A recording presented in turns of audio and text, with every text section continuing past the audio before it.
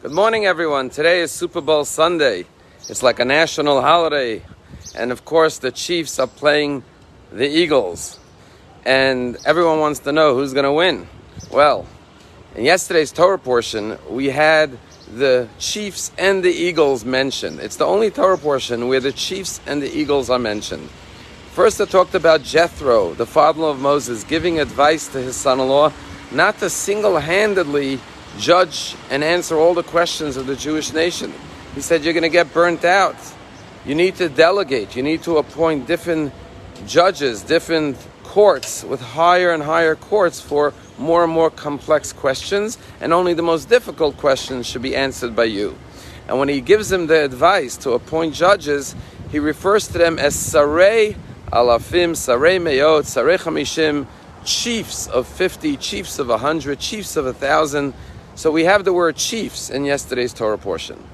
And then a few verses later, God talks about how he took the Jewish people out of Egypt and brought them to Mount Sinai. And there the Torah says that God says, I took you on the wings of eagles.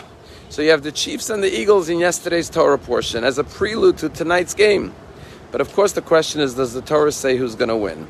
So we'll get back to that at the end. But I want to tell you about someone in Crown Heights, Brooklyn. His name is Meir Kalmanson. And a couple of years ago, he was driving in an Uber to a Super Bowl party. And he saw on the corner some homeless people. He asked the Uber driver to pull over. And he got out of his car and he went to the homeless people and he said, hey, you want to go to a Super Bowl party? And they said, are you serious? He said, yeah, it's going to be great. We got beer and we got chicken wings and all sorts of good stuff, chips. You're welcome to join me.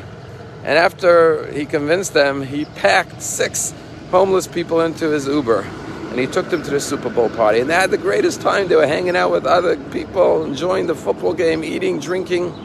Well, this sparked an idea by Meir Kalmanson. He said, you know what? Instead of Super Bowl parties, let's have Super Soul parties. And he started to organize parties where people invite homeless people to enjoy a Super Bowl game. And now there are dozens of Super Soul parties all over the country. And volunteers come out and serve them. And a barber shows up and gives them haircuts. And they have a great time.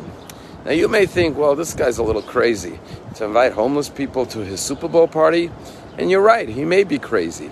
But he's crazy in a good way. You see, tonight at Super Bowl parties, there'll be 3 types of participants. There are those that just come for the company and the good food and have a good time. There are those who are fans, but they're very calm, very relaxed. They don't get too heated up. And then you got the diehard, crazy fans who are jumping out of their seats, yelling, screaming. When the referee makes a bad call, they start screaming at the TV. They're crazy. They're a little over the top.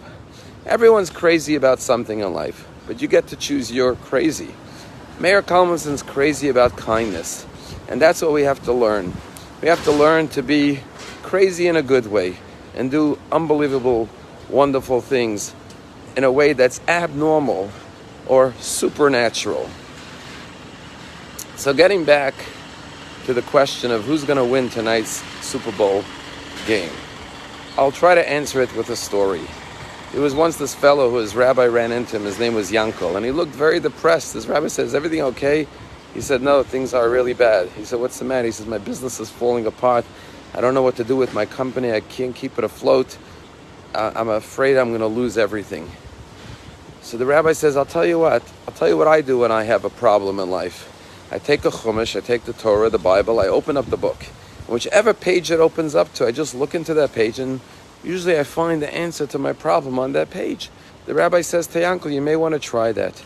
Yankel says, thank you so much. And a year later, the rabbi runs into Yankel on the street again, and he says, Yankel, how's everything? And Yankel says, great. And Yankel looks so happy. The rabbi says, what happened to your business problems? And he said, Rabbi, I took your advice. He said, really? You took my advice? He says, yeah, I opened the Bible and I found the answer to my business problems. And the rabbi said, really? He said, what happened? And Yankel says, well, I opened up the Chumash, I opened up the Bible, and the first thing I saw was chapter 11. Sometimes it's not the words of the Torah, but maybe the chapters.